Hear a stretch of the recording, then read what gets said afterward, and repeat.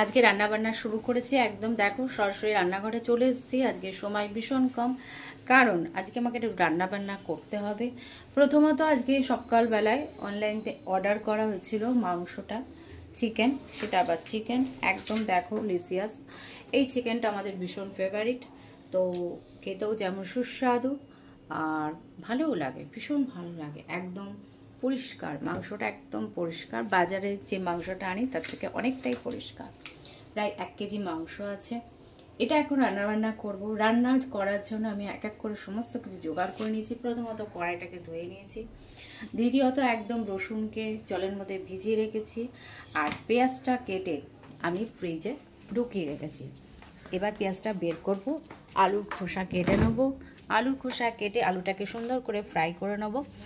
আর যেহেতু আমি বললাম পেঁয়াজটা আমি কেটে রেখেছি, সেহেতু আমি পেঁয়াজ দেখো বের করে নিলাম, আর সাথে নেব টমেটো। তো চলো বকবক না করে রান্নাবান্নাটা শুরু করে দিই, কারণ আলুটা কাটতে হবে, 4-5 পিস আলু কাটতে হবে। আর পেঁয়াজটা কেটে রাখলে আমি দেখেছি ফ্রিজের মধ্যে একটা বিচ্ছিরি গন্ধ বেরোয়, ভীষণ বাজে একটা স্মেল, মানে বলার কথা নয়।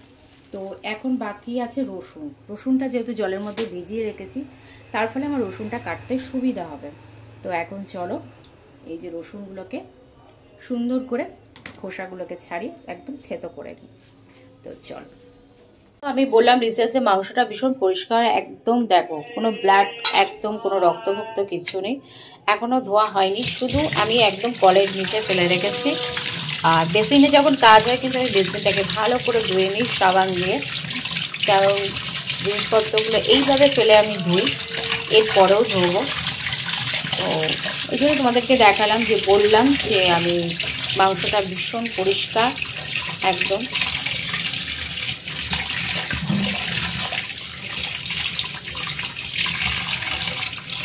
এই ইলেকট্রিক দেখো গায়ে একটু রক্ত বা কিচ্ছু লেগে নেই। চলো ধোয়াধুয়িটা কমপ্লিট করি, তারপর বসানোর পালা। এখন আলুটা কাটতে হবে। তো চলো, তো মাংস ধুয়ে একদম এর মধ্যে মাখিয়ে নিয়েছি একটু হলুদের গুঁড়ো, লঙ্কার গুঁড়ো আর সর্ষের তেল, একদম সুন্দর করে মাখিয়ে রেখেছি। আর কি করলাম, কড়াইয়ের মধ্যে সাদা তেল দিয়ে দিয়েছি, সুন্দর আদাগুলোকে একদম থেতো করে নিয়েছি, একদম বটি এটা দিয়ে একদম গুঁড়ো করে থেতো করে নিয়েছি। আর পেঁয়াজগুলোকে সুন্দর করে কেটে নিয়েছি। এদিকে তেলটা গরম হচ্ছে, আর আলুগুলোকে ফ্রাই করে নেবো। 4 টুকরো আলু আছে, আলুটাকে ফ্রাই করে নেবো। তো চলো চট করে রান্নাটা করে নিই, তারপর ফিরে আসছে। চলো, করতে করতে পাচ্ছি মাসির ধ্বনি আমাকে ডাকছে। যাই না মাসি, কি কেন কি জন্য ডাকছো বলো? মাসি এখন মোবাইল নিয়ে এতটাই ব্যস্ত হয়ে গেছে, খালি মোবাইল খালি মোবাইল। এতগুলো করেছে, হ্যাঁ এতগুলো দেখেছে তোমাকে, এতগুলো দেখো মোবাইল নিয়ে মাসি কি করছে আজকে। সবাই দেখবে, প্রত্যেকে দেখবে তোমাকে, চিন্তা নেই। এইটাই অসভ্য, এটা ভালো, এটা একদম ভালো। তো চলো মাসিকে কথা বলে গেলাম, এবার রান্নাবান্নাটা আমি একটুখানি আলুটাকে বসিয়ে দিই, ফ্রাই করে নিই। তো চলো তাড়াতাড়ি করে রান্নাটা কমপ্লিট করি। পেঁয়াজটা সুন্দর করে লাল লাল ফ্রাই করে নিয়েছি একদম। এর মধ্যে দিয়ে দেবো এখন আদা বাটাটা দিতে হবে, আদা দেওয়া হয়নি। আর এখানে বসিয়ে দিয়েছি একদম বড় হাঁড়িতে ভাত, আজকে একটু ভাতটা বেশিই লাগবে, তো এই জন্য বড় হাঁড়ি বসিয়েছি। আর আদাটা ঠিক এতটা দিয়ে দেবো।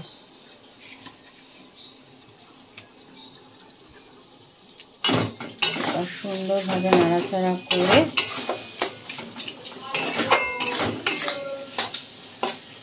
যাতে আদার গন্ধটা না হয়, একটুখানি এটাকে তেলের মধ্যে নাড়াচাড়া করে নিই, তারপর এই মাংসটাকে এর মধ্যে দিয়ে দেবো। তো রান্নাবান্না চলছে একদম।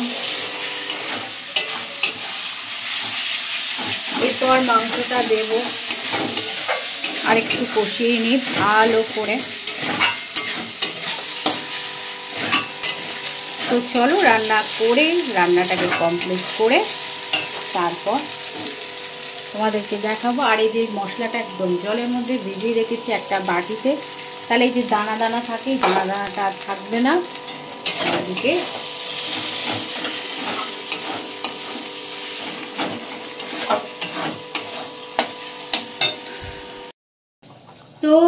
হচ্ছে চিকেন। আমার চিকেন রান্না একদম টাইটালের ঝোল চিকেনের এই হচ্ছে ব্যাপার। আলু দিয়ে চিকেনের একটা টাইটালের ঝোল হয়েছে, এই দেখো। তো যাই হোক, ভিডিওটা এখন এন্ড করি। যদি ভিডিও তোমাদের ভালো লেগে থাকে তো প্লিজ লাইক কমেন্ট শেয়ার করে সাবস্ক্রাইব করতে বলো না। তো আজকের মতন টাটা। আর আজকে এই মোচা খাবো। আর এই আর একটুখানি ডাল বের করে রেখেছি, ডালটা এখানে আছে। কোনো কিছুই গরম হয়নি। মাংস রান্না করতে গিয়ে আমি একদম হিমশিম খেয়ে গেলাম। তো চলো আজকের মতন এখানে এন্ড করি, টাটা।